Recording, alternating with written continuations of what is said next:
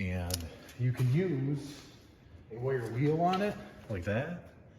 You know, it's preference, I suppose. But I really like these little like 3M, they're like it's called a 3M Scotch-Brite type thing. It comes with this black, sometimes these are called cookies, and then you got like this, you just screw your stuff on there. It's got like a little plastic threaded end. It goes right in there like that. Just give her a nice turn, and then just try to clean up in here.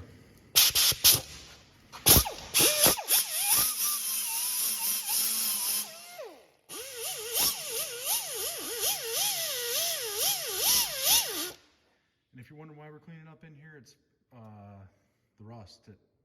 If you clean this up and then you put some lithium grease on here, the next time you have to take off your rotor, it should be considerably easier.